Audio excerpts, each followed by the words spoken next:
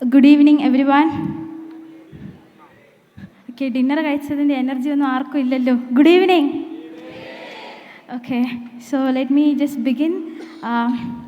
I'll just share my journey from Nerivamudu to UPSC Bhavan and how I got this all India rank 57. So I grew up in Thiruvananthapuram in a small village called Nerivamudu. I did my schooling till 12th year only. Till 10th ഞാൻ എൻ്റെ വീടിൻ്റെ തൊട്ടടുത്തുള്ള സ്കൂളുകളിലൊക്കെ ആയിരുന്നു. +1 +2 Pattom Saint Mary's. Actually this dream of becoming a civil servant എനിക്ക് തുടങ്ങിയത് ഞാൻ 7th പഠിക്കുമ്പോഴാണ്. നമ്മുടെ Haritha V Kumar ma'am all India rank 1 മേടിച്ചു. അത് ന്യൂസ് പേപ്പറിലൊക്കെ വലിയ വാർത്തയായി. So I asked my mother what this exam is, and she told me that you have to learn everything under the sun to clear this exam, and if you clear this exam, you will become a bureaucrat. At that time, I didn't know what a bureaucrat meant, but over the time, I understood some of the duties, responsibilities, and everything else. അങ്ങനെ അന്ന് തുടങ്ങിയ സ്വപ്നമായിരുന്നു. 10th class ഒക്കെ ആയപ്പോഴത്തേക്കും I thought I'll go with humanities for my higher secondary, because one reason എനിക്ക് സയൻസും മാത്സും വലിയ എളുപ്പമുള്ള സബ്ജക്ട്സ് അല്ല എന്നൊക്കെ ആ പ്രായം കൊണ്ട് എനിക്ക് മനസ്സിലായി. I didn't want to waste my higher secondary studying something I'm not very interested in. Secondly, it was a very deliberate choice because I wanted to become a civil servant later onwards. അങ്ങനെയാണ് ഞാൻ ഹ്യൂമാനിറ്റീസിലെത്തി. ആൾക്കാരൊക്കെ ചോദിക്കും, you got full A+ in 10th, why do you want to go for humanities? അത് പഠിക്കാത്ത കുട്ടികൾക്ക് വേണ്ടിയിട്ടുള്ളതല്ലേ, അത് പഠിക്കാൻ ഭയങ്കര എളുപ്പമല്ലേ എന്നൊക്കെ I used to get comments even from people who just randomly, the people whom I meet randomly on roads. Anyways, I told them that it's my dream and it's my life, I'll go with my choice. അങ്ങനെ humanities എടുത്തു. +2 കഴിഞ്ഞു. അപ്പോഴേക്കും എനിക്കെങ്ങനെയെങ്കിലും കേരളത്തിൽ നിന്ന് പുറത്ത് പോകണം എന്ന് തോന്നി, because I was A very introverted and A very shy kid back in school. ഞാൻ ആലോചിച്ചു, കേരളത്തിൽ നിന്ന് ഞാനങ്ങ് നിന്ന് പോവും, പ്രത്യേകിച്ചൊരു പേഴ്സണാലിറ്റി ഡെവലപ്മെൻറ്റ് എനിക്കുണ്ടാവില്ല എന്ന് തോന്നി. അങ്ങനെയാണ് ഞാൻ MCSയിലോട്ട് പോയത് for BA Political Science, and that change my life. I became outspoken and again determination to go beyond my so-called limits that I thought that I had. അങ്ങനെ BA Political Science പഠിച്ചു. എനിക്കപ്പോഴും 20 years ആയിട്ടുണ്ടായിരുന്നുള്ളൂ BA കഴിഞ്ഞിറങ്ങുമ്പോൾ. അപ്പോൾ next again a big decision whether to go for UPSC coaching or continue higher education. I asked my parents. എൻ്റെ concern എപ്പോഴും കാശായിരുന്നു. Like my father is a daily wage laborer and my mother is a homemaker. ഞാൻ എപ്പോഴും അവരുടെ അടുത്ത് പോയി ചോദിക്കും, എങ്ങനെ പഠിക്കാൻ എനിക്ക് കഴിവുണ്ട്, ഞാൻ പഠിച്ചുകൊള്ളും, പക്ഷേ ഫിനാൻസിങ് അതെങ്ങനെ നടക്കും? അപ്പോൾ അവരെൻ്റെ അടുത്ത് എപ്പോഴും പറയും, നീ എന്തിനായി വെറുതെ പേടിക്കുന്നേ, നമുക്ക് ദൈവം കാശ് കയ്യിൽ കൊണ്ട് തരും, നിനക്ക് പഠിക്കാൻ ആഗ്രഹമുണ്ടെങ്കിൽ പോയി പഠിക്കുക എന്ന് മാത്രമേ അവരെൻ്റെ അടുത്ത് പറഞ്ഞിട്ടുള്ളൂ. അങ്ങനെ ഞാൻ MA Political Science പഠിച്ചു. താങ്ക്സ് ടു ഗോഡ്, ഞാൻ എൻ്റെ ഫസ്റ്റ് അറ്റംപ്റ്റിൽ PG ഫൈനൽ സെമസ്റ്ററിൽ നെറ്റും ക്ലിയർ ചെയ്തു. My backup plan was ready. So UPSCയിൽ നമ്മളെപ്പോഴും ഇങ്ങനെ പറയാറുണ്ട്, അതായത് A പ്ലാൻ UPSC ആയിരിക്കണം, നിങ്ങൾക്കൊരു B പ്ലാൻ വേണം. അപ്പം ഞാൻ ആലോചിച്ചു, എനിക്കൊരു B പ്ലാൻ സെറ്റാണ്, ഇനി പേടിക്കാനില്ല, എവറിത്തിങ് വിൽ ബി ഫൈൻ. അങ്ങനെ ഒരു തോട്ടോടു കൂടിയാണ് May 2024 എൻ്റെ പോസ്റ്റ് ഗ്രാജുവേഷൻ കഴിഞ്ഞു. ഞാൻ തിരിച്ച് തിരുവനന്തപുരത്തോട്ട് വന്നു. ഞാൻ ഫോർച്യൂൺ അക്കാഡമിയിലാണ് പഠിച്ചത്, അവിടെ ജോയിൻ ചെയ്തു. അപ്പോഴും ഫിനാൻസസ് ദൈവം കൃത്യസമയത്ത് എല്ലാം അത് വളരെ മനോഹരമായിട്ട് എല്ലാം ഒരുക്കി തന്നു. ഫോർച്യൂണിൽ പഠിച്ചു തുടങ്ങുമ്പോൾ ഫസ്റ്റ് തിങ് ഐ ഡിഡ്, ഞാൻ എൻ്റെ സ്റ്റഡി ടേബിളിൻ്റെ മുന്നിലുള്ള ഭിത്തിയിൽ Sreeja Jaise IFS All India rank 15 in my very first attempt എന്നൊക്കെ I'll write this exam only once in my life and I'll take Indian Foreign Service in 2025-2026 എന്ന് ഞാൻ എഴുതി വെച്ചിട്ടുണ്ടായിരുന്നു. ലൈക്ക് ഈ എക്സാം വളരെയധികം ഗ്രുവലിംഗ് ആയിട്ടുള്ള, അത്യാവശ്യം സ്ട്രഗ്ലിംഗ് ആയിട്ടുള്ളൊരു ജേർണിയാണ്. ബിക്കോസ് 3 ഫേസസ് ഉണ്ട്. 3 ഫേസസിലും പലതരത്തിലാണ് നമ്മൾ ടെസ്റ്റ് ചെയ്യപ്പെടുക. ഫോർ എക്സാമ്പിൾ പ്രിലിംസ് MCQs ആണ്, 2 എക്സാം ഉണ്ട്, ഒരു ദിവസമാണ് നടക്കുക. But still you study a lot, you need to know how to process that information and how to tackle those MCQs. കാണാതെ പഠിച്ചുകൊണ്ട് മാത്രം ഒന്നും ആവത്തില്ല. പഠിച്ച കാര്യങ്ങൾ പ്രയോഗിക്കാൻ അറിയണം, പഠിക്കാത്ത കാര്യങ്ങളെ നമ്മൾ ടാക്കിൾ ചെയ്യാൻ അറിയണം. അപ്പം it takes an enormous amount of time to get into the habit of cracking MCQs also. പിന്നെ എല്ലാ ദിവസവും ഗീവ് അപ്പ് ചെയ്യാൻ തോന്നും, എന്തിനാ ഇതിന് ഇറങ്ങി പുറപ്പെട്ടേന്ന് തോന്നും. അപ്പം ഇങ്ങനെയുള്ള സാഹചര്യങ്ങളിലെല്ലാം തിരിച്ച് വീണ്ടും പഠിക്കാൻ എനിക്ക് എപ്പോഴും മോട്ടിവേഷൻ തന്നുകൊണ്ടിരുന്ന ഒരു ഫാക്ടറാണ് എൻ്റെ ചുമരിലുള്ള ആ ഒരു ശ്രീജ ജെയ്സ് IFS എന്ന് ഞാൻ എഴുതി വെച്ചിരുന്നത്. എവറി ഡേ ഞാൻ എഴുന്നേൽക്കുമ്പോഴും പഠിക്കാൻ ഇരിക്കുമ്പോഴും മടി പിടിക്കുമ്പോഴും എപ്പോഴും കാണുന്ന ഇതായിരുന്നു. And through the entire preparation journey of almost 2 years it was my guiding light. അതിനകത്ത് ഞാൻ അതിന് ചുറ്റും ഞാൻ കുറേ ദൈവവചനങ്ങളും എഴുതി വെച്ചിട്ടുണ്ടായിരുന്നു.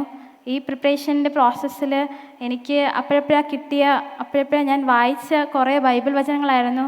അതും എന്നെ ഒത്തിരി അധികം എന്നെ ഹെൽപ്പ് ചെയ്തു. ഫോർ ഇൻസ്റ്റൻസ് ഞാൻ പറയുവാണെങ്കിൽ, പ്രിലിംസ് കഴിഞ്ഞ May 25, 2025 നടക്കുന്നത്.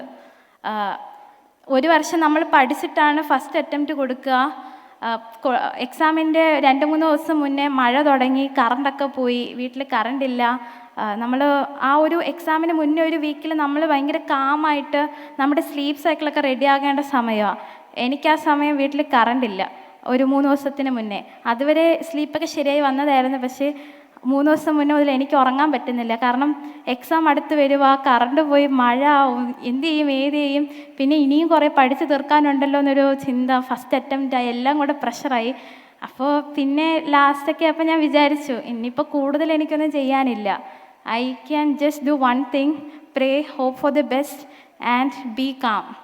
അങ്ങനെ 25th കാലത്ത് എഴുന്നേറ്റു, ഞാൻ പ്രാർത്ഥിച്ചു. ബൈബിൾ വായിച്ചപ്പം എനിക്ക് കിട്ടിയ ഒരു വാക്യമായിരുന്നു, സ്ത്രീയെ നിൻ്റെ വിശ്വാസം വലുതാണ്, നിനക്ക് ഭവിച്ചത് നിൻ്റെ വിശ്വാസം പോലെ നിനക്ക് സംഭവിക്കും. അതൊന്ന്. 2, വിശ്വസിച്ചാൽ ദൈവമഹത്വം കാണുമെന്ന് നിന്നോട് ഞാൻ പറഞ്ഞിട്ടില്ലേ. അതെനിക്കൊരു ശാസന പോലെ തോന്നി. അപ്പം ഞാൻ വിചാരിച്ചു, ശരിയാണ്, വിശ്വസിക്കുക, ഞാൻ ചെയ്യേണ്ടത് ചെയ്ത് കഴിഞ്ഞു, ഇനി എനിക്കൊന്നും ചെയ്യാനില്ല. ഇന്നൊരു ദിവസം എൻ്റെ കയ്യിൽ ദൈവം തന്നിട്ടുണ്ട്. ഞാൻ എൻ്റെ കാര്യം ചെയ്താൽ ദൈവത്തിൻ്റെ കാര്യം ചെയ്തുകൊള്ളും. എൻ്റെ അച്ഛനും അമ്മ ഇത് തന്നെയായിരുന്നു എൻ്റെ അടുത്ത് പറഞ്ഞുകൊണ്ടിരുന്നതും. അങ്ങനെ അന്നത്തെ ദിവസം എക്സാമിന് പോയി കഴിഞ്ഞപ്പം എനിക്ക് വിഷമമായി. CSAT ആണ് 2ാമത്തെ പേപ്പർ, കയ്യിൽ നിന്ന് പോയെന്നൊക്കെ തോന്നി. But still almost 2 weeks later results വന്നു. I cleared prelims. നമ്മൾ മെയിൻസിൻ്റെ test series June 1st week തുടങ്ങിയിട്ടുണ്ടായിരുന്നു. അപ്പോഴും ഞാൻ ചെയ്ത മണ്ടത്തരം, യൂഷ്വലി നമ്മൾ പ്രിലിംസിന് പഠിക്കുമ്പോൾ നമ്മൾ മെയിൻസിനും പഠിക്കേണ്ടതാണ്. ഞാനത് ചെയ്തില്ല. ഞാൻ ആലോചിച്ച് പ്രിലിംസ് കഴിയട്ടെ, എന്നിട്ട് ആലോചിക്കാം മെയിൻസ് എന്തോ കാണിക്കണം എന്ന്. ബട്ട് സ്റ്റിൽ അതൊരു വലിയ മിസ്റ്റേക്കായിരുന്നു. എന്നിട്ട് ഞാൻ മെയിൻസിൻ്റെ പ്രിപ്പറേഷൻ തുടങ്ങി. Again I was very scared of mains. ഞാൻ അമ്മയെ വിളിച്ച് എല്ലാ ദിവസവും കരയുമായിരുന്നു ആദ്യത്തെ ഒരു 2 ആഴ്ച. എനിക്ക് പറ്റത്തില്ല, എനിക്കെന്തിനാ ദൈവം പ്രിലിംസ് തന്നേ, മെയിൻസ് എന്നെ കൊണ്ട് പറ്റത്തില്ല എന്ന് ഒറ്റ ഇത് മാത്രമേ ഞാൻ പറയുന്നുണ്ടായിരുന്നുള്ളൂ. പക്ഷേ എൻ്റെ അമ്മ എപ്പോഴും പറയുമായിരുന്നു, നിനക്ക് ഇത്രയും ടെൻഷനാണെങ്കിൽ നീ പ്രാർത്ഥിക്കും, നീ പള്ളിയിൽ പോ, നിനക്ക് ബൈബിൾ വായിക്കാമല്ലോ, കൊന്ത ചൊല്ലാമല്ലോ, നിനക്ക് പിന്നെ എന്താ പ്രശ്നം എന്ന് അമ്മ എൻ്റെ അടുത്ത് ചോദിക്കും. ഞാൻ പറയുന്നതെല്ലാം കേൾക്കും. അത് കഴിഞ്ഞിട്ട് അമ്മയുടെ ഒരു റെസ്പോൺസ് ഇത് മാത്രമായിരുന്നു. ഞാനും നാച്ചുറലി അവസാനം ഇരുന്ന് പ്രാർത്ഥിക്കും, ചെറിയൊരു കോൺഫിഡൻസ് കിട്ടും. I go back to studying. അങ്ങനെ ഒരു 2.5 മാസക്കാലം വീണ്ടും കഷ്ടപ്പാട്, ടെൻഷൻ. എനിക്കൊരു 3 പാനിക് അറ്റാക്കൊക്കെ ആ ഒരു സ്മോൾ ടൈം പീരീഡിൽ ഉണ്ടായി. പ്രത്യേകിച്ചൊന്നും കൊണ്ടല്ല, വെറുതെ ഓവർ തിങ്കിങ്ങിൻ്റെ പ്രശ്നമാണ്. കോൺഫിഡൻസ് എല്ലാം ഉണ്ട്, അതെല്ലാം ഉണ്ട്. ആദ്യ അറ്റംപ്റ്റിൽ മേടിക്കണം, ഇനി എൻ്റെ മുന്നിൽ ചാൻസസ് കുറേ ഉണ്ടെന്നല്ല എനിക്കറിയാം. But still I was very scared. അങ്ങനെ മെയിൻസ് എക്സാം August 22 തുടങ്ങി, August 31 കഴിഞ്ഞു. ഞാൻ എൻ്റെ ഒരു പേപ്പർ ഞാൻ ഫിനിഷ് ചെയ്തിട്ടില്ല. 9 എക്സാംസാണ് നമുക്കുള്ളത്. അതിലൊരു പേപ്പർ ഞാൻ ഫിനിഷ് ചെയ്തിട്ടില്ല. അതിൽ ലാസ്റ്റ് നടന്ന ഓപ്ഷണൽ പേപ്പറിൽ ഒരെണ്ണം ഞാൻ 3 ക്വസ്റ്റ്യൻ എൻ്റെ കയ്യിൽ നിന്ന് പോയി. പിന്നെ നമ്മൾ സോൺ ഔട്ടൊക്കെ ആവും, അറിയത്തില്ലെങ്കിലും അറിയാന്നുള്ള ഭാവത്തിൽ നമ്മൾ ക്വസ്റ്റ്യൻസ് ഒക്കെ എഴുതും. പിന്നെ അതിന് പ്രാർത്ഥനയായിരുന്നു, ദൈവമേ തരണേ, മെയിൻസ് കയ്യിൽ നിന്ന് പോകരുതേ. കാരണം ഈ എക്സാം നിങ്ങൾക്ക് എല്ലാവർക്കും അറിയാമെന്നുള്ള പോലെ ഫസ്റ്റ് അറ്റംപ്റ്റിൽ കിട്ടുക അത് ഭയങ്കര ഇമ്പോസിബിൾ ആയിട്ടുള്ള കാര്യമാണ് ഒരു കണക്കിന്. പല അറ്റംപ്റ്റ് പോകുന്നവരാണ് പാസ്സാവുന്നത്. അപ്പം ഞാൻ ഇരുന്ന ഹാളിലാണെങ്കിലും എനിക്ക് ചുറ്റുമുള്ള ആൾക്കാരെല്ലാം നന്നായിട്ട് എഴുതുക, അവർക്ക് നല്ല കോൺഫിഡൻസോടെ ഇരുന്ന് എഴുതുക. അപ്പം ഞാനിവിടെ നോക്കുമ്പം എനിക്ക് എന്താ എഴുതുന്നതെന്ന് എനിക്ക് തന്നെ ഒരു പിടിയില്ല. കാരണം കാണുമ്പോൾ എല്ലാം അറിയാമെന്നുള്ള ചോദ്യങ്ങളാണെന്ന് പോലും മനസ്സിലാവുന്നില്ല, ബ്ലാങ്ക് ആവുന്ന അവസ്ഥയൊക്കെ ഉണ്ട്. But still thanks to God I cleared mains.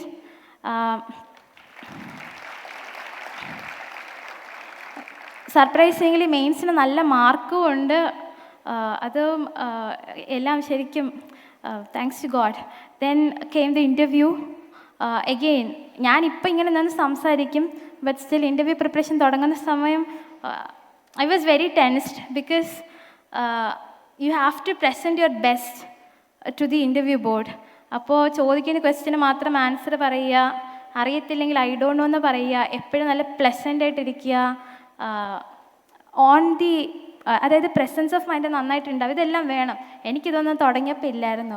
Again അമ്മയെ വിളിച്ചും അച്ഛനെ വിളിച്ചും ഇത് തന്നെ പറച്ചിൽ, എന്തിനാ ദൈവം എനിക്ക് മെയിൻസ് തന്നേ, ഇൻ്റർവ്യൂവിന് പോയിട്ട് ഞാൻ ഔട്ടാവോ, പ്രിലിംസിനെ ഔട്ടായിരുന്നെങ്കിൽ പ്രശ്നമില്ലായിരുന്നു, ഇനിയിപ്പോൾ ഇൻ്റർവ്യൂവിന് പോയിട്ട് പുറത്തായാൽ എന്നെക്കൊണ്ട് താങ്ങാൻ പറ്റത്തില്ല.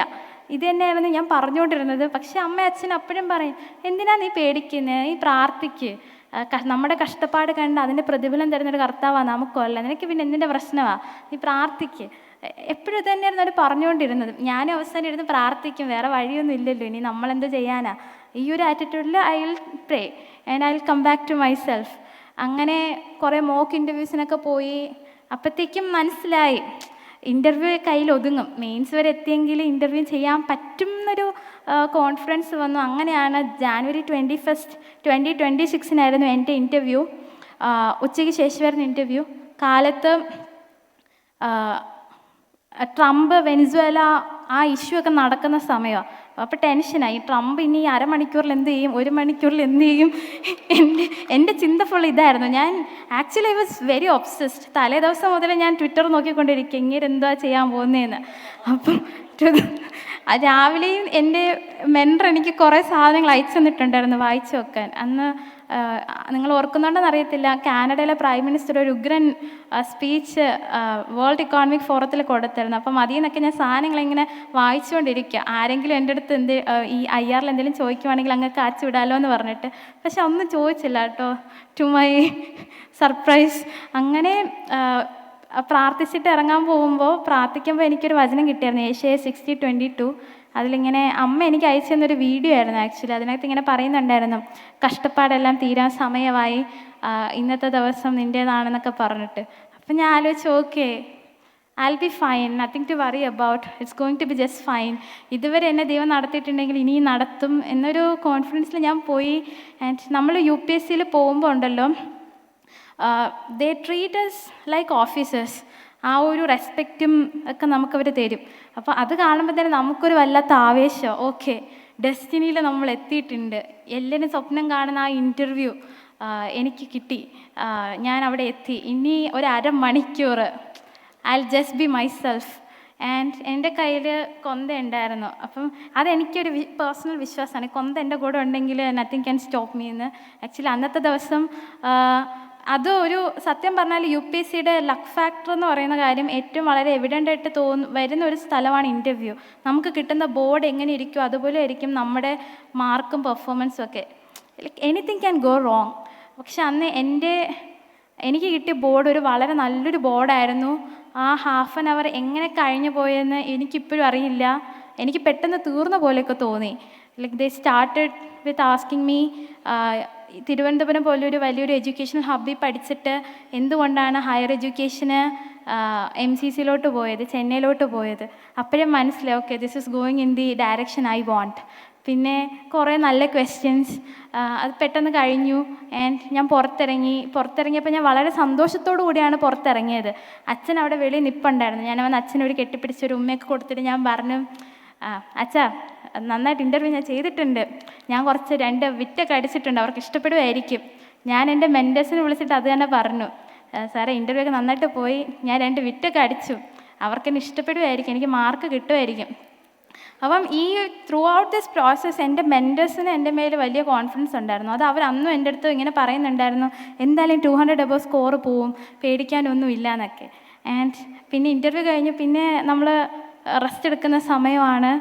ഞാൻ യു പി എസ് സിയുടെ ഫ്രണ്ടിൽ നിന്നിട്ട് യു പി എസ് സിനെ നോക്കി ഞാൻ എൻ്റെ മനസ്സിലൊന്ന് പറഞ്ഞു, ഇനി ഞാൻ ഈ പരിസരത്തോട്ട് as an aspirant as a candidate ഞാൻ ഇനി വരത്തില്ല. I will come back only after I become an IFS officer. And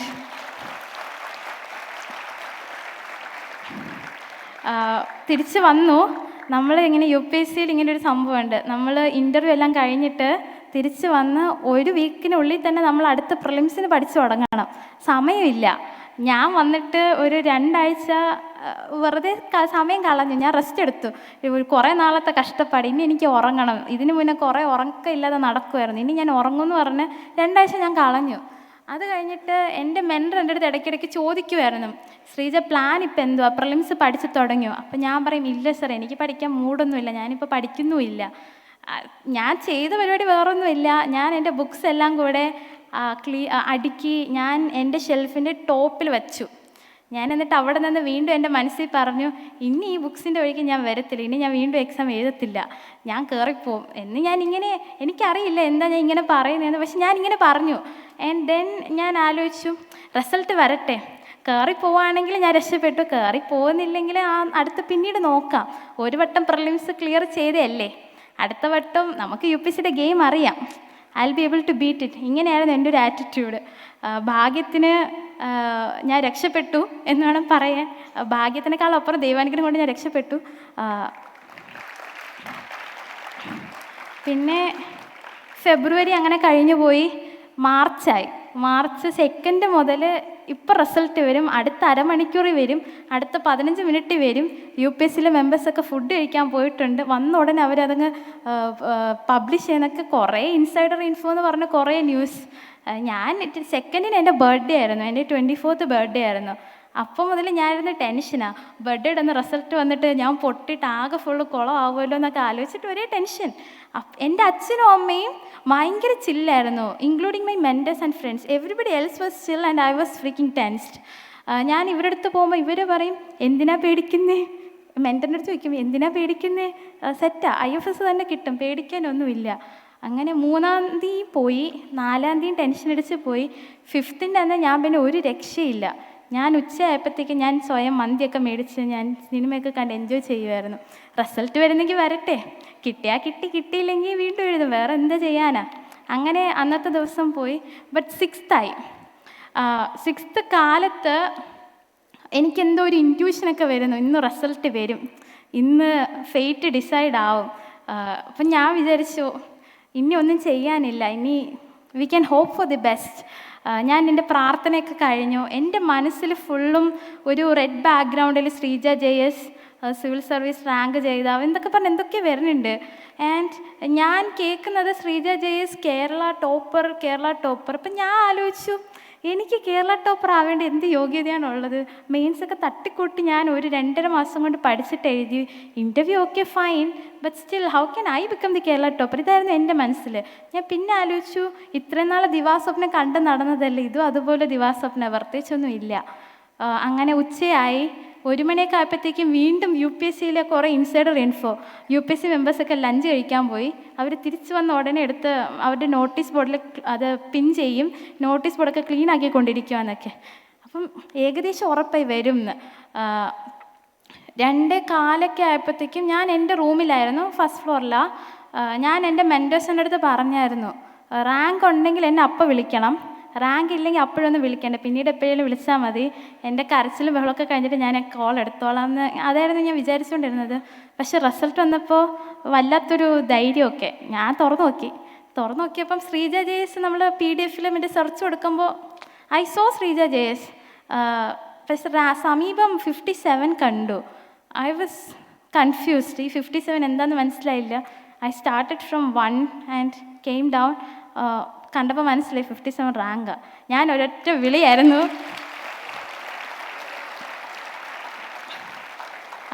എൻ്റെ അടുത്ത് ഞാൻ മെയിൻസിൻ്റെ റിസൾട്ട് വന്നപ്പോഴും ഫസ്റ്റ് ഫ്ലോറിലായിരുന്നു. രാത്രി 9:30-ക്ക് ശേഷം റിസൾട്ട് വന്നേ. ഭയങ്കര അൺഎക്സ്പെക്റ്റഡ് ആയിരുന്നു. ഞാനപ്പം റിസൾട്ട് കണ്ടത് ഓടിച്ചാടി സ്റ്റെപ്പ് വഴി ഇറങ്ങി നേരെ വീഴാൻ പോയി. ആ ഒരു വെപ്രാളത്തിൽ വന്നിട്ട്. അപ്പം റിസൾട്ട് വരുന്നതിന് മുന്നേ എൻ്റെ അടുത്ത് അച്ഛനും അമ്മയും പറഞ്ഞായിരുന്നു, ഫൈനൽ റിസൾട്ട് വരുമ്പോൾ റാങ്ക് ഉണ്ടെങ്കിൽ റാങ്ക് എന്തെങ്കിലും കിട്ടും, താഴോട്ട് വരണ്ട, ടെറസിലോട്ട് ഓടിയാൽ മതി, വീഴുന്നാലും വലിയ പരിക്കൊന്നും പറ്റില്ല. അതുകൊണ്ട് ഞാനത് ഓർത്ത് വെച്ചിട്ട് ഞാൻ ടെറസിലോട്ട് ഓടിയേ. എനിക്ക് ഫുള്ള് വെപ്രാളമാണ്, ഭയങ്കര റാങ്ക് കിട്ടി. നമ്മൾ 15 ഓൾ ഇന്ത്യ റാങ്ക് 1 എന്നൊക്കെ എഴുതി വെക്കും, പക്ഷേ ശരിക്കും അത് കിട്ടുമ്പോൾ അതൊരു വേറെ ഫീലിംഗ്. അത് എങ്ങനെ എക്സ്പ്ലെയിൻ ചെയ്യണമെന്ന് എനിക്ക് അറിഞ്ഞുകൂടാ. അങ്ങനെ പോയി. അച്ഛനും അമ്മയും വന്ന് സമാധാനിപ്പിച്ചു. പിന്നെ ഒരു 15 മിനിറ്റിനകത്ത് മീഡിയക്കാർ വളഞ്ഞു. പിന്നെ ഒരു എന്താ പറയുക, ഇപ്പോഴും തിരക്കൊന്നും നിന്നിട്ടില്ല, ഓട്ടമാണ്. അപ്പോൾ ഈ ഒരു 2.5 വർഷക്കാലം അതിന് മുന്നേ പലവട്ടം വീഴാൻ പോയിട്ടുണ്ടെങ്കിലും വീഴുന്നിട്ടുണ്ടെങ്കിൽ അവിടെ നിന്ന് എണീറ്റിട്ടുണ്ട്. എനിക്ക് ഭയങ്കര വാശിയായിരുന്നു എൻ്റെ ഫസ്റ്റ് അറ്റംപ്റ്റിൽ തന്നെ എനിക്ക് ക്രാക്ക് ചെയ്യണമെന്ന്. കാരണം ഈ എക്സാം നമ്മളെ ജീവിതത്തിനെ തന്നെ ക്വസ്റ്റ്യൻ ചെയ്യിപ്പിക്കും എല്ലാ ദിവസവും. എനിക്കൊക്കെ എല്ലാ ദിവസവും ഞാൻ ക്വസ്റ്റ്യൻ ചെയ്യുമായിരുന്നു, ഇതിനെ ഇറങ്ങി പുറപ്പെട്ടു എന്ന്. പക്ഷേ എനിക്കൊരു വൈ ഉണ്ടായിരുന്നു, വളരെ സ്ട്രോങ് ആയിട്ടൊരു വൈ ഉണ്ടായിരുന്നു. അതെന്ന് പറയുന്നത്, ഒന്ന്, ഈ എക്സാം ഇനി വീണ്ടും എഴുതണ്ട, 24-ൽ തന്നെ ക്രാക്ക് ചെയ്യണം, ക്ലിയർ ആവണം, ജോലി മേടിക്കണം. 2, ഏറ്റവും പ്രധാനപ്പെട്ടത് ഇതാണ്, അതായത് അച്ഛനമ്മ ഇത്രയും കഷ്ടപ്പെട്ട വളർത്തിയത്. ഞാൻ വീട്ടിലെ മൂത്ത കുട്ടിയാണ്. അപ്പം I assume the responsibility to change my family's destiny. I mean അങ്ങനെ അത് അറിയാണ്ടുള്ളി വന്നു കൂടിയ ഒരു കാര്യമാണ്. അങ്ങനെ അതുകൊണ്ട് തന്നെ ഇരുന്ന് പഠിക്കുമായിരുന്നു. ആൻഡ് രണ്ടാമത്തെ കാര്യം, ചെറുതിലേ മുതൽ എനിക്കൊരു വിഷൻ ഉണ്ടായിരുന്നു. ഞാൻ എവിടെ എത്തണം എന്നുള്ളൊരു ലക്ഷ്യബോധം എനിക്കുണ്ടായിരുന്നു. അതുകൊണ്ടാണ് +2-ൽ ഹ്യൂമാനിറ്റീസും പിന്നീട് പൊളിറ്റിക്കൽ സയൻസും എടുത്ത് ഞാൻ മുന്നോട്ട് പോയത്. ആ ഒരു വിഷൻ എന്നെ റൈറ്റ് ട്രാക്കിൽ എപ്പോഴും കൊണ്ടുപോകുമായിരുന്നു. എനിക്ക് മാറിപ്പോവാൻ തോന്നിയാലും I always knew that I would come back and do what I want. അതെനിക്കുണ്ടായിരുന്നു. പിന്നെ 3, എൻ്റെ സ്വപ്നം എൻ്റെ മാത്രം സ്വപ്നമായിരുന്നു. അച്ഛനും അമ്മയും എനിക്ക് നല്ലൊരു സപ്പോർട്ടീവായിട്ടുള്ള ഭയങ്കര നല്ലൊരു എക്കോസിസ്റ്റം എനിക്ക് ക്രിയേറ്റ് ചെയ്തു. നമ്മളെപ്പോഴും ഞാൻ വിശ്വസിക്കുന്നത്, എനിക്കെപ്പോഴും പറയാനുള്ളത് ഒറ്റ കാര്യമാണ്, നമ്മുടെ ഡ്രീംസ് നമ്മുടെ മാത്രം ഡ്രീംസാണ്. അത് നമുക്ക് തന്നെ ആ ഡ്രീം ഉണ്ടാവണം. പിന്നെ ചെറുതായിട്ടൊന്നും ഡ്രീം ചെയ്യരുത്. ആഗ്രഹിക്കുമ്പോൾ വലിയ കാര്യങ്ങൾ ആഗ്രഹിക്കുക. ഡ്രീം ചെയ്യാൻ നമ്മൾ ആർക്കും കാശ് കൊടുക്കേണ്ട ആവശ്യമൊന്നുമില്ലല്ലോ. So aim for the moon, you will land among the stars. ആ ക്ലീശേ സാധനം എൻ്റെ ലൈഫിൽ ചെറുതായിട്ടൊന്ന് പ്രൂവ് ആയിട്ടുണ്ട്. ഞാൻ 15 ആഗ്രഹിച്ചു, ഞാൻ 57-ലെത്തി. എന്തായാലും എനിക്ക് IFS കിട്ടും. അപ്പോൾ എനിക്ക് അത്രയും മതി. IFS കിട്ടുക മാത്രമായിരുന്നു എൻ്റെ ഉദ്ദേശം. ശരിക്കും പറഞ്ഞാൽ അതെനിക്ക് കിട്ടും, എന്തായാലും കിട്ടും. അപ്പോൾ ആൻഡ് വളരെ ഇമ്പോർട്ടൻ്റ് ആയിട്ടൊരു പറയാനുള്ള കാര്യം, ഞാൻ ഈ ഫേസിൽ റിസൾട്ടിൻ്റെ അന്ന് നിങ്ങളിൽ പലരും എൻ്റെ കയ്യിലൊരു കൊന്ത കണ്ടിട്ടുണ്ടായിരിക്കും. എൻ്റെ സ്റ്റഡി ടേബിളിൽ ബൈബിളും കൊന്തയും ഈശോയുടെ മാതാവിൻ്റെയും ഫോട്ടോസൊക്കെ നിങ്ങൾ കണ്ടിട്ടുണ്ടായിരിക്കും. അപ്പോൾ ഇതിൻ്റെ പേരിൽ ഇതെല്ലായിടത്തും മാധ്യമങ്ങളിലൊക്കെ വലിയ ചർച്ചയായി. I mean in the YouTube comment section and Instagram comment section, വേറൊരിടത്തും അല്ല. അപ്പം ഞാൻ റിസൾട്ട് വന്നൊരു 2 ആഴ്ചയൊക്കെ കഴിഞ്ഞിട്ട് ഇതൊക്കെ ഒന്ന് കാണാനിടയായി. അപ്പം എനിക്കെതിരെ നല്ലൊരു പൊങ്കാലയായിരുന്നു. ഈ കൊച്ചിന് റാങ്കൊക്കെ കിട്ടി, പക്ഷേ തലയ്ക്ക് വിവരമില്ല. ദൈവത്തിന് ഫുൾ ക്രെഡിറ്റ് കൊടുക്കുക. സ്വന്തമായിട്ട് കഷ്ടപ്പെട്ടിരുന്ന് പഠിച്ചു, എന്നിട്ട് ദൈവത്തിന് ക്രെഡിറ്റ്. ഇതുപോലെ നല്ല കമൻറ്റ്സ് ഞാൻ കുറേ കാണാൻ ഇടയായി. ഫസ്റ്റ് ടൈം ഇങ്ങനെ ഒരു എക്സ്പീരിയൻസ് എനിക്ക്.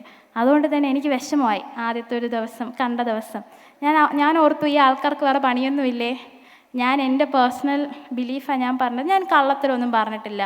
എൻ്റെ സ്റ്റഡി ടേബിൾ തന്നെ അതിനൊരു വലിയൊരു സാക്ഷ്യമാണ്. അവിടെ ജീവിതത്തിൽ പ്രാർത്ഥന കൊണ്ടുണ്ടായ ഒരു അനുഭവങ്ങളാണ് ഞാൻ പറഞ്ഞത്. അവർ ചോദിച്ചുകൊണ്ട് ഞാൻ പറഞ്ഞു. പിന്നെ ഇതൊക്കെ അങ്ങ് സംഭവിച്ചു. ആദ്യം വിഷമമായി. പക്ഷെ പിന്നീട് ഞാൻ എൻ്റെ മെൻറ്റേഴ്സിൻ്റെ അടുത്തും പാരൻസിൻ്റെ അടുത്തൊക്കെ സംസാരിച്ചാൽ അവർ പറഞ്ഞു, നീ എന്തിനാ ഇതൊക്കെ മൈൻഡ് ചെയ്യാൻ പോകുന്നേ? ഇതൊക്കെ എക്സ്പെക്റ്റ് ചെയ്യേണ്ടതാണ്. നമ്മുടെ കാലഘട്ടവും സമൂഹമൊക്കെ അങ്ങനെയാണ്. So it's okay, you don't have to worry about anything. പിന്നെയും കുറച്ച് നാൾ കഴിഞ്ഞപ്പോൾ ഞാനും ഓർത്തു, ലൈക്ക് ഇത് ജസ്റ്റ് ഒരു തുടക്കം മാത്രമാണ്. ഇനിയും ഇതുപോലെ ഒത്തിരി സാഹചര്യങ്ങൾ വരും. അതിന് വേണ്ടിയിട്ടുള്ളൊരു എക്സ്പീരിയൻസ് ഇപ്പോൾ എനിക്ക് തന്നു, അത്രയേ ഉള്ളൂ. പിന്നെ ഞാൻ ഈ ഇടയ്ക്ക് ഇങ്ങനെ പ്രാർത്ഥിക്കുമ്പോഴേക്കും എനിക്കിങ്ങനെ തോന്നും, ഇങ്ങനെ ഞാൻ സ്വയം പറയുമായിരുന്നു, എനിക്ക് പ്രത്യേകിച്ച് കഴിവുണ്ടെന്ന് വിശ്വസിക്കുന്ന ആളല്ല ഞാൻ എല്ലാം ദൈവത്തിന് വിട്ടു തരുക, യൂസ് മീ. ഞാൻ ഇങ്ങനെ പ്രാർത്ഥിക്കുമായിരുന്നു. അവസാനം ഇങ്ങനെയൊക്കെ ആയിത്തീരുന്നത് ഞാൻ ഒട്ടും എക്സ്പെക്റ്റ് ചെയ്തില്ല. ബട്ട് എനിവേയ്സ്, നമ്മുടെ വിശ്വാസം വളരെയധികം ഇമ്പോർട്ടൻ്റ് ആണ്. ഞാനൊരു വലിയ വിശ്വാസിയാണെന്നോ ക്രിസ്ത്യാനിയാണെന്നോ വാദിക്കുകയാണെന്നോ ഞാൻ ആളല്ല. കാരണം മിക്ക ദിവസങ്ങളിലും ആ കാര്യത്തിൽ ചെറുതായിട്ടെങ്കിലും ഫെയിലാവുന്ന ആളാണ് ഞാൻ. ബട്ട് സ്റ്റിൽ ഇപ്പം ഞാൻ ഇവിടെ ഇങ്ങനെ നിൽക്കുന്നുണ്ടെങ്കിൽ the entire credit goes to God. പറയാതിരിക്കാൻ വയ്യ. From the moment my mother conceive me till now. പറയാൻ കാരണമുണ്ട്. ആ ഒരു കുഞ്ഞു കഥയും കൂടെ പറഞ്ഞിട്ട് ഞാൻ നിർത്താം. 2001 ഇവരുടെ മാരേജ്. 2002 ഞാൻ ജനിക്കുന്നത്. അപ്പം 3 to 4 months റെഗുലർ സ്കാനിങ്ങിൽ ഡോക്ടർ അമ്മയുടെ അടുത്ത് പറഞ്ഞു, ഈ കുട്ടീനെ അബോർട്ട് ചെയ്ത് കളയണം, കൊച്ചിന് ഹാൻഡിക്യാപ്പ് വരാൻ നല്ല ചാൻസ് ഉണ്ട്. എനിക്ക് കഴുത്തില്ലായിരുന്നു. ഇപ്പോഴും പ്രത്യേകിച്ച് വലിയ കഴുത്തൊന്നും ഇല്ല. അന്ന് തീരെ കഴുത്തില്ലായിരുന്നു എന്നാണ് അവർ പറഞ്ഞത്. അപ്പോൾ അച്ഛൻ്റെ അടുത്തും അമ്മയുടെ അടുത്തും ഡോക്ടർ വന്നപ്പം അമ്മ തറപ്പിച്ച് പറഞ്ഞു, കൊച്ചിനെ കളയാൻ പറ്റത്തില്ല, എങ്ങനെയുള്ള കുട്ടിയാണെങ്കിലും ഞാൻ വളർത്തും എന്ന് അമ്മയ്ക്ക് അത്രയും വാശിയുണ്ടായിരുന്നു. അങ്ങനെ ഞാൻ ജനിച്ചപ്പം പ്രത്യേകിച്ച് കുഴപ്പമൊന്നുമില്ല. കുറച്ച് നാക്ക് കൂടുതൽ, പിന്നെ ചട്ടമ്പിത്തനും കൂടുതൽ, കുറച്ച് അങ്ങനത്തെ പ്രശ്നങ്ങൾ മാത്രമേ ഉള്ളൂ. സോഫാർ ഞാൻ അടിപൊളിയായിട്ട് ഇരിപ്പുണ്ട്. അപ്പോൾ അമ്മയുടെ അച്ഛൻ്റെയും ആ ഒരു ഡിറ്റർമിനേഷൻ, അന്നേ മുതലുള്ള വാശി, അത് അവർ രണ്ടുപേരുടെ നിന്ന് ഞങ്ങൾക്കും കിട്ടിയിട്ടുണ്ട്. ഞങ്ങൾ 2 മക്കൾക്കും അതുണ്ട്, നല്ലതായിട്ടുണ്ട്. പിന്നെ അച്ഛൻ കൂലിപ്പണിക്കാരനാണ്, അമ്മ MA ഹിസ്റ്ററി കഴിഞ്ഞ ആളാണ്. അപ്പോൾ കൂടെ ഇരുത്തി പഠിപ്പിക്കാനും എന്താഗ്രഹം ഉണ്ടെങ്കിലും, എഡ്യൂക്കേഷൻ്റെ കാര്യത്തിൽ എന്താഗ്രഹം ഉണ്ടെങ്കിലും അതെല്ലാം സഹായിച്ചു തരാനും ഇവരത്രയും എഫേർട്ട് എടുത്തിരുന്നു. ആൻഡ് കുറേ ആൾക്കാർ എന്നെ ഫിനാൻഷ്യലി ഹെൽപ്പ് ചെയ്തവരുണ്ട്.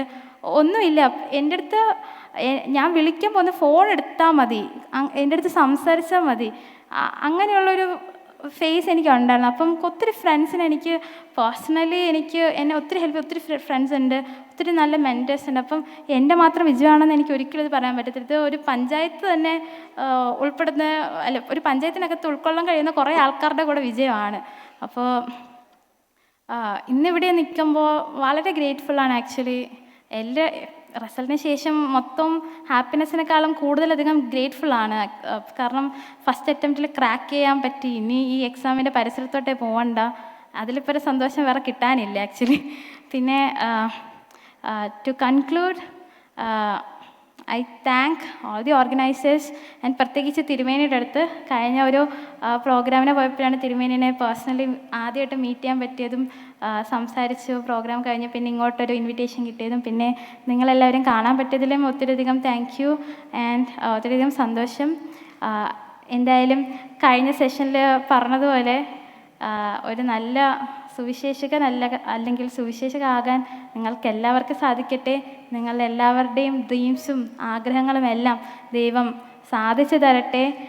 അടുത്തൊരു നമ്മൾ ജെൻസി പിള്ളേരാണല്ലോ, അടുത്ത തലമുറ, നമ്മൾ അടുത്ത ഫ്യൂച്ചർ പൊളിറ്റീഷ്യൻസ്, ലീഡേഴ്സ്, ഡോക്ടേഴ്സ് എല്ലാവരും നമ്മളൊക്കെ ആണല്ലോ. അപ്പോൾ നമുക്ക് നല്ലൊരു ഭാവി ഉണ്ടാവട്ടെ എന്ന് മാത്രം ഞാൻ പ്രാർത്ഥിക്കുന്നു, ആശംസിക്കുന്നു. Thank you so much.